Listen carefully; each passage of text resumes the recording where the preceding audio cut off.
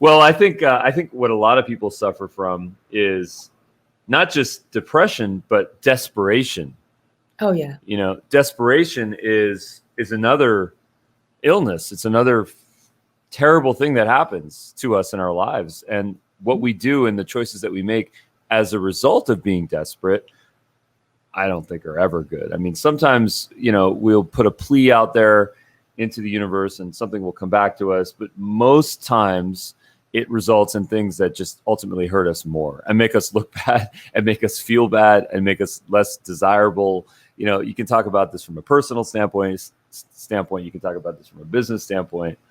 It's limitless. Yeah. So how can you help people that deal with being desperate? I love that. I love that topic.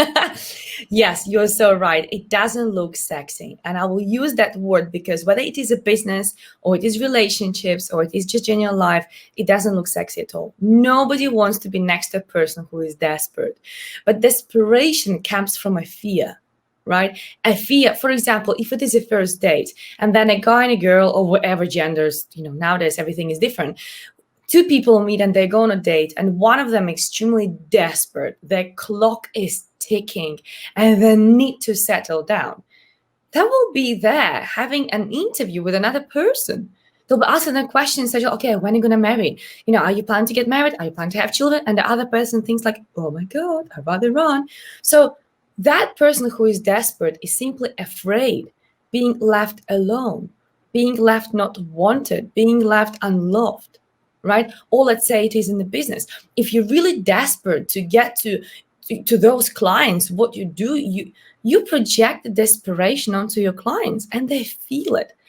Nobody ever can really 100% explain why I don't want to work with that person, but I will sense something is wrong. And very often that wrong feeling is that desperation coming from that person because they are afraid of not making money, not paying bills, not being able to afford until next month.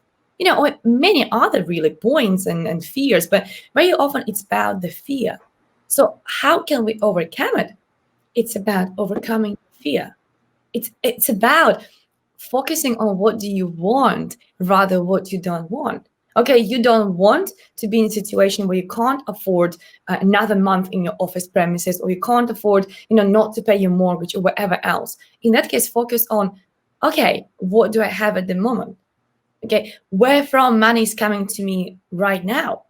And that's one of the powerful exercises which I do with my clients, because abundance comes to us in a different way.